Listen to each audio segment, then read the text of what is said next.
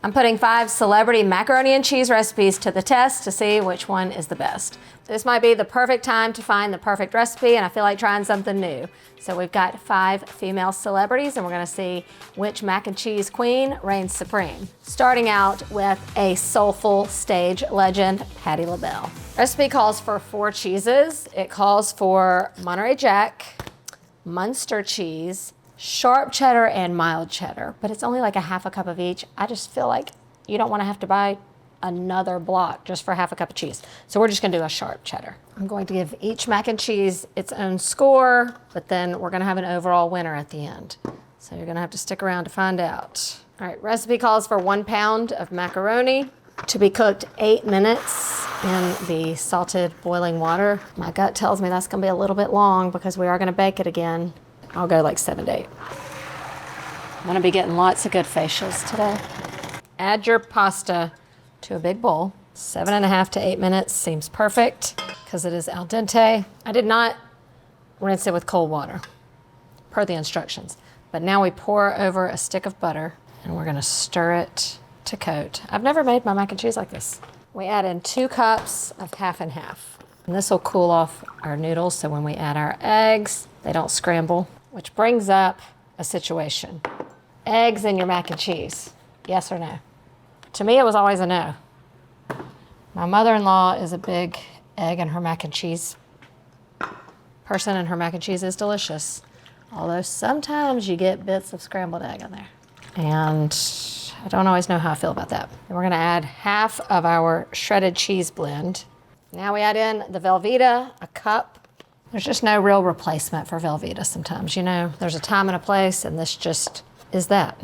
It's what's gonna make it the creamiest, and no one's gonna care that it's processed when it's in this delicious mac and cheese. So this is gonna be slightly more than a cup, but if you like to think of 8 ounces as a cup, then we're good. All right, and then 2 eggs. It's only 2 for this much mac, so I don't suspect there to be a lot of scrambled egg going on. Seasoning is just salt and pepper and Old Faithful. Actually, there is no salt. It's just seasoned salt and black pepper, and it only says a 1/4 teaspoon. I know Patty is using more than a 1/4 teaspoon. And then some pepper, says 1/8 of a teaspoon. That's like that much, not enough. All right, and that is the mac and cheese. Will it come together? We shall see. We pour in a baking dish now. And if this does turn out so beautifully, then why am I over here wasting my time with a cheese sauce? All right, and then the rest of our cheese. At this point, it's only a cup. My heart says add another cup. 350 degrees for about 30 minutes. Bubbly, buttery, cheesy. I'm noticing several noodles without cheese on it, and that concerns me just a little bit. But I think if I dig in and kind of stir it around, hopefully there's enough on the inside. See the little bits of Velveeta that are kind of like spilling over and melting? You can see the little like bits of egginess, but I don't think it's too much. The flavor, spot on, thanks to the seasoned salt. Kind of just gives it like a savory, rich note to it. That, I guess, combined with the stick of butter that's in there, but it is really good. I didn't think it was gonna be cheesy enough, but it is, and I think I'm just getting like just the right hit of Velveeta mixing with those other cheeses because it does kind of tie it together. It's a great baked mac and cheese, and for the ease factor of not having to make a cheese sauce, love that. But I think that seasoned salt hits you in just the right like MSG way that keeps you coming back for more. Patty, I mean, it's a solid 8. We're going from Southern soul to some country cooking with Dolly Parton's mac and cheese. This is a good time to break out your food processor with the shredder attachment. It's definitely the fastest way to do it. Dolly Parton wrote a cookbook with her sister, and so I do believe these are really their recipes. Cheese shredded, now we gotta cook our macaroni. The ratio here is going to be quite nice. It's definitely, I feel like it's gonna be like a 50-50 cheese to macaroni. Now these instructions specifically state to cook the macaroni 2 to 3 minutes less than what it says on the box. So I'm gonna go 6 minutes here. Drain the pasta and then just return it to the pot per the instructions and toss it with a little olive oil.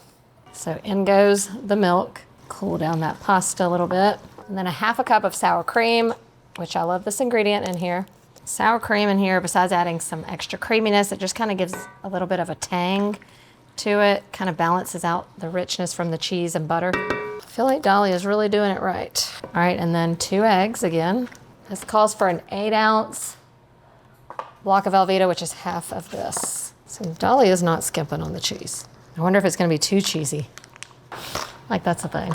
She says you just gotta add a little Velveeta for some extra creaminess, because my Southern accent isn't Southern enough. All right, this one gets a teaspoon of mustard powder, which is classic if you are making a cheese sauce. Like if you do the bechamel cream sauce and you're turning it into a cheese sauce, it's a good thing. It's just gonna add a little bite to it.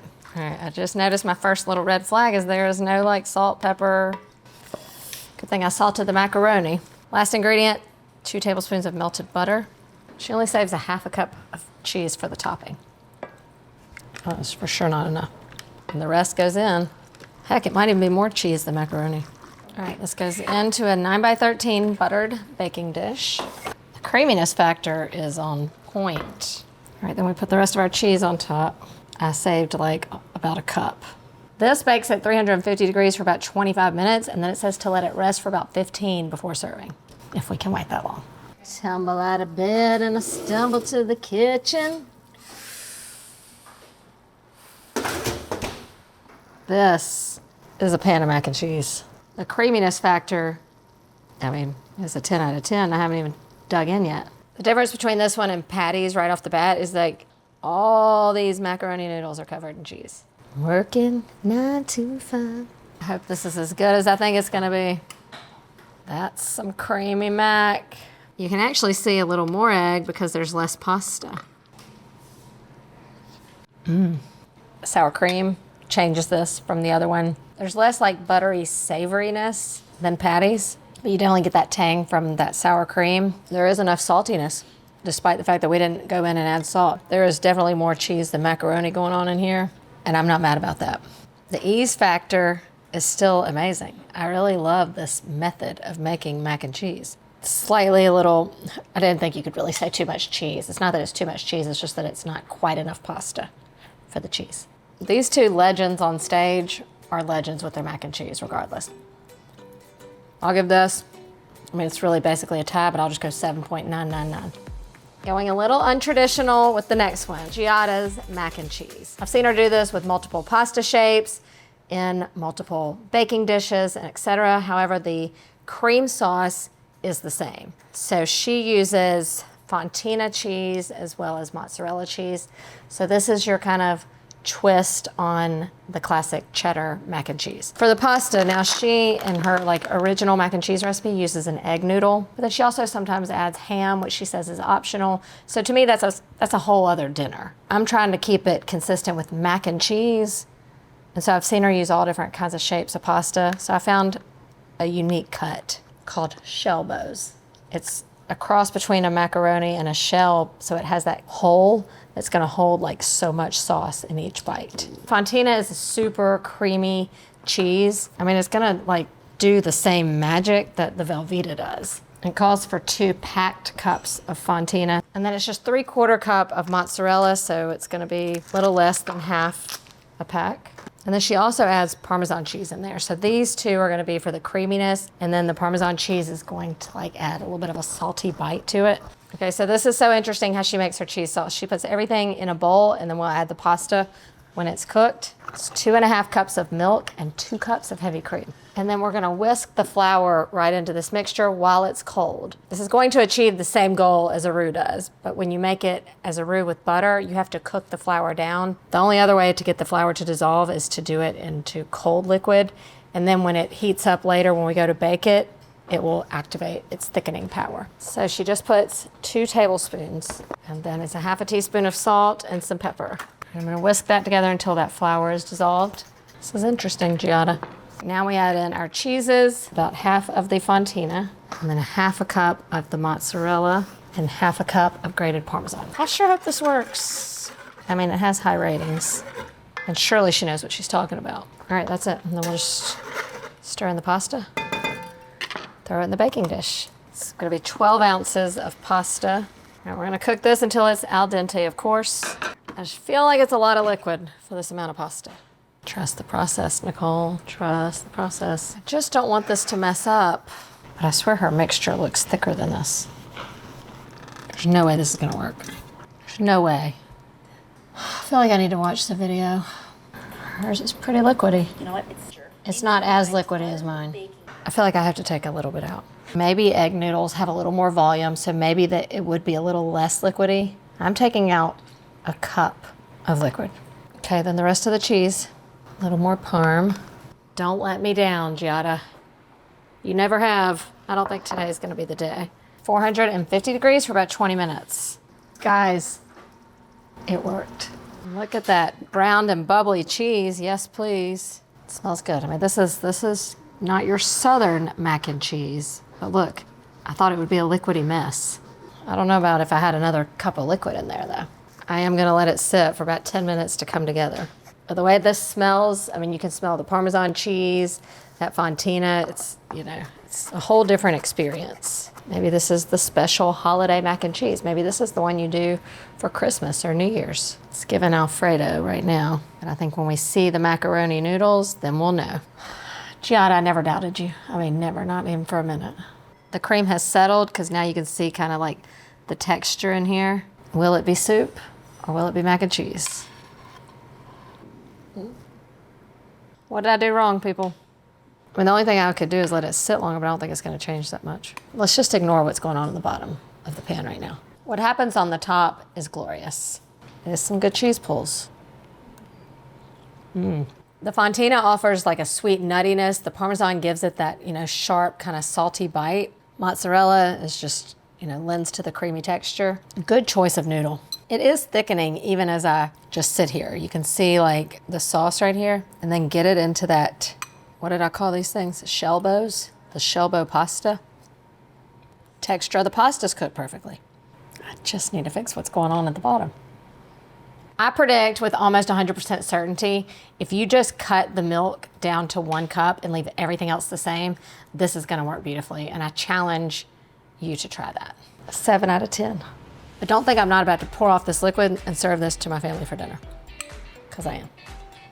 You know good and well I can't do a celebrity mac and cheese episode without including another chef turned celebrity, Ina, the Barefoot Contessa. This is one of her many mac and cheese recipes, but I think this is the original, and it starts with Gruyère cheese. Lots of it. So we have 2 blocks of Gruyère and 1 block of sharp white cheddar. Her mac and cheese is white in color. So this one standing next to Giada's would be the ones you might choose for your fancy holiday dinner. This is the classic method with an elevated flavor twist. Now, one thing about Ina Garten is she's not gonna take any shortcuts. So we have a little more going on here, but is it worth it? Probably. I'll let you know at the end, but I can almost guarantee this one's gonna be a solid winner. Starting out with getting the pasta going. Pound of elbows. I'm using the rigate ones, the ones that have a ridge, because it's just like slightly fancier. And it just kind of holds the sauce a little better. She also suggests you could use cavatappi, which are the spiral noodles, but we're keeping all these macaroni. Elbow of some sort. In this pot, I'm gonna heat up my milk. You could also do that in the microwave. When you're making a cream sauce, a classic bechamel, you don't wanna pour just cold milk into it, so you wanna just kinda get it heated. You don't want it to boil or anything. And then this is the pot where we will actually make it all. So we're gonna start by making a roux, which is butter and flour cooked together. So I'm just gonna cook this for about 2 minutes. That's gonna cook some of that starchy taste out of the flour. This is like back to basics. You can take this technique and apply it to other mac and cheese recipes. After that's been cooking, we're gonna take our slightly warmed milk and you're gonna whisk this in gradually. Just keep whisking until all that flour is incorporated. You can tell there's no, chunks in it. This is the way I make mac and cheese 9 times out of 10. However, those first couple recipes, I really love the technique of not having to do this every time and still getting a creamy texture. So it's all incorporated, and now we're gonna bring it to a simmer. You'll see the thickening power of that roux once it's come to that boil. You'll see how thick it's gonna be. You can't judge the thickness right now until it gets to that simmering point. So we're just gonna let it do its thing. All right, it only takes a few minutes, and you can see how thick this is. and you know it's right when you can run your finger through the back of the spoon and it sticks. It's not running back together. That's a thick, beautiful white sauce. Now let's make it a cheese sauce. At this point, I'm going to turn off the heat and add in the cheeses. And we're going in with all the cheese at this point. I don't need to save any for the top. That's a cheesy sauce. And we're going to season it up. She says a tablespoon of salt. That feels like a lot. I'm just going to do like 2 teaspoons first. Half a teaspoon of pepper and some nutmeg. Nutmeg is also classic in a bechamel sauce. A little bit goes a long way. However, she uses a lot of it. Half a teaspoon. This is company worthy, you can already tell. Drain these noodles. While it is a lot of cheese, it's also a lot of macaroni. To me, this is the proper proportion. I feel like one had too much pasta, not enough cheese. One had a little too much cheese, not enough pasta. One had too much liquid to everything else. And this feels like the proper ratio of cheese, milk, and pasta. All right, into our baking dish. She would never put her name on something that doesn't work though, y'all. You could stop here, but Ina would never. We're gonna make a topping. Topping is breadcrumbs and butter. I'll do it as she says. Fresh breadcrumbs. Now I just happen to have some day-old French bread, so I'm gonna pulse these to make breadcrumbs. If you are using some from the pantry, I would suggest the panko because they're just gonna be a little crunchier. They're a little bit of a larger grind and a little closer to homemade, or what's more desirable on these kind of casseroles. Could be in the oven by now if we use ones from the pantry. Okay, so something else she puts on top of this, but I'm not going to, is fresh tomato. Just like I didn't put the ham in Giada's, I'm not gonna put the tomatoes on here. Keeping it strictly as mac and cheese. Give it a toss, and then right on top. Now this is all still pretty warm, so it's not gonna take that long in the oven. All right, then this bakes at 375 for about 30 minutes. Golden brown and delicious. However, like all the others, I'm gonna let it sit and quit bubbling before I take a bite. Creamy, smells delicious. It does have that nutty smell from the Gruyère. My son might turn his nose up to this because he'd rather it just be plain cheese. That's what he would say. Can it just be plain cheese? I feel like the Gruyère is an acquired taste a little bit. So if you want a milder version, I would probably sub that out. But the seasoning, it doesn't need salt, it doesn't need pepper. You taste that nutmeg also, which is a pronounced flavor. So this one you could easily dial back if you have pickier eaters, but if you're looking for like grown-up mac and cheese, this is that. The little breadcrumb topping, that is a must-do. This is the one you serve company. The fact that I don't know if my kid will eat it makes me want to just take off a slight little point, but Ina, 9 out of 10. One more celebrity to go, Trisha Yearwood. This is celebrity turned chef because she even like had her own cooking show. Country music star turned chef. This is your most straightforward mac and cheese. This is the classic. This is how you learn to make mac and cheese. It's like the all-American way. I feel like I know exactly what I'm gonna get. However, now we have so much competition because we've super creamy. We've had those like hints of elevated flavor. This one needs to feel like a warm hug at the end. Starting out with the roux again, we're going like half a stick of butter and a 1/4 cup of flour. Cook our butter and flour a couple minutes and then in with 2 cups of milk. See, Ina didn't want to break the rules. That's why we had to heat the milk for hers. That is the right way to do it, but we're just gonna go straight in with this one. I'm gonna show you it still does work. You just have to add it gradually. You just don't want that milk to like make that flour seize up. After your first cup is in, then you're good. Also, in goes a teaspoon of salt, and then you'll see it thicken once it comes to that simmer. Meanwhile, we'll get the macaroni cooking. She only says to put 2 teaspoons of salt in this water. This is where I just have to go ahead and do it the right way. We're not gonna waste a whole pan of macaroni and cheese because we didn't salt it. She calls for macaroni with ridges. It's just gonna hold the sauce a little better. Now she does say to cook it for 12 minutes. Even the package says 7 to 8. We're gonna go about 6. 12, it would be complete mush, okay. Look how thick and creamy. That's it. Now we stir in the cheese. Stir that just until it melts, and then the noodles will go straight in here. That's your basic cheese sauce right there. Pour all this in here. If you want to make your kids happy, you can stop right now and serve this straight from the pot to the plate. But like all good Southern Macs, it's going into a baking dish. Woo! See, I really like the texture of it right now because it's nice and creamy. Too much time in the oven, it's gonna dry out. So fortunately, the recipe only says to bake it for 15 minutes because ideally you're going in straight right now while it's still piping hot and you're just gonna get that topping toasted. Unlike Ina, it just calls for breadcrumbs. We don't care if they're homemade or store-bought. Store-bought's just fine. And this has a nice butter to breadcrumb ratio. That's gonna add flavor too. All right, so it's all hot. We're just gonna try to toast that top a little bit so it goes in 350 for just 15 minutes. Looks good. What I wish was happening was bubbly cheese. This might have been a time where we probably could have cut back the pasta a little bit or added a little more creaminess or just gone straight from the stove and skipped the breadcrumbs. Hot and steamy, a little bit creamy. I probably would have just added a little more cheese, maybe a little more cream. This is the definition of comfort food. The macaroni's cooked perfectly. The flavor is just kind of mild and delicate. It's not that it's really bland, but I just feel like it could add just a little bit of like a punch of flavor. But Trisha, I think you know a thing or two about Southern cooking. Maybe not quite as much as Patti and Dolly though, you know? The lack of flavor is just gonna deduct some points, 6.9.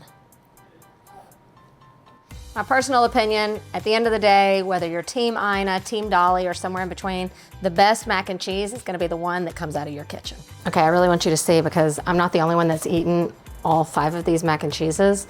The whole crew has too, and I want you to see like which one is their favorite. That way you don't just have my opinion. Cameraman. Dolly. Dolly's your favorite? Okay. Peyton. It's between Dolly and Giada. Ooh, okay. Giada all the way. Ooh, because you liked that soupy mac. I love a soupy mac. Director extraordinaire. What's your favorite? Giada. See? It's all about flavor. It's all about flavor. They could care less about technique. I was just trying to be, you know, professional here. So while she may not have scored the highest, seems like Giada is the winner.